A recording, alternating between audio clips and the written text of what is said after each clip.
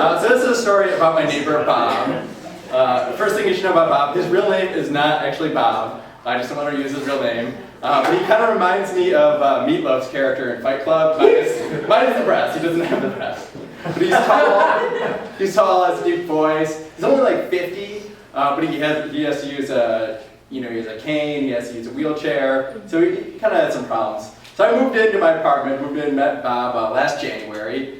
January, by the way, is an asshole month. I don't know if you guys know, a lot of snow, it's cold, it sucks. So I met him there, and there was one night, I was freezing cold. When it's cold, I like to make a blanket fort, and I just get in this blanket fort, all the pillows. And it's like midnight, I work the next day, and I hear Bob, he's like, made some pasta, made some sauce. He's like yelling from his apartment, which is across from my apartment. He's like, Scott, you want some sauce? And I'm like, maybe I'll ignore it, it's midnight. He's like, Scott, sauce! So I climb out of my blanket fort, got like, no, I don't want some sauce, so thank you. It was very nice of him. So Bob, when I'm in my bathroom sometimes I'll hear like singing, it's opera singing I think, and I think that's coming from Bob. So he's an interesting character.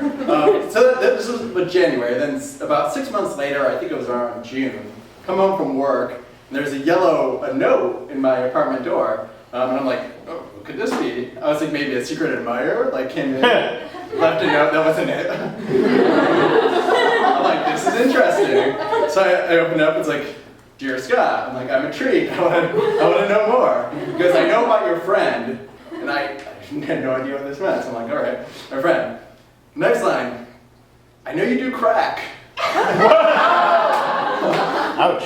And I was like, first of all, I don't do crack. For the record, I'm like, this is the impression that I gave him in 6 months. He's like, this guy must be doing crack. You know how Scrooge McDuck has the gold coins he jumps in? I mentioned this guy just thinks I have the white crack box when I'm just diving, jumping in the crack box, which is not true, again. So anytime I go anywhere, like I went out last summer to Shakespeare play, there was a ton of mosquitoes, they're biting me. I come back, I'm like itching, I really know. I'm like, oh my god, he thinks I just crack. So I'm like, how does he think this? I'm like, I don't know what to do, and I was angry, and then I read the rest of it, and he's like, oh, apparently there was people outside his apartment who was messing with his stuff, and his assumption was that I do crack, owed them money, they were looking for me, and not him. So I'm like, I don't know what I'm gonna do, so I go to confront him. I'm like, I have to confront him, I have no idea what I'm gonna say. So I knock on his door, I'm like, Bob, got your note? Like, don't do crack. And he was like, sure you don't. Like, he didn't believe me. I'm like, first of all, I'm a journalist. I can't afford crack. I don't know how much it costs. I don't think I can afford it. I don't think I could use it. I don't even know how. I'm pretty sure I'd fuck it up somehow. So I'm like, what gave you this impression? And he's like, well, I heard you coughing. I'm like, I'm cold. And he's like, well, I had the fire alarm go off. I'm like, I burned some fish in my oven. I don't know.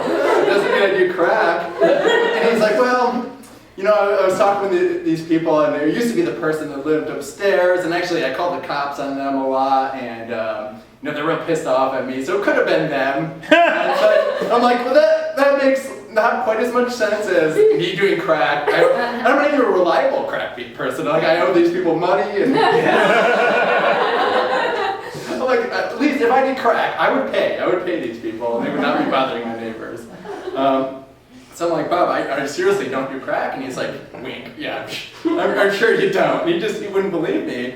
And then I got talking to him, and I wasn't angry anymore. I think he was just lonely, and I was just, again, just having a conversation. He seemed a little weird, like he was really paranoid. He's like, oh, the government's out to get us. So about Area 51, he brought that up, obviously, or come up. Then all of a sudden he's like, yeah, and I'm dying. And he just lays that on me, and I know I had to get some sadness in here to relate to some of the other stuff.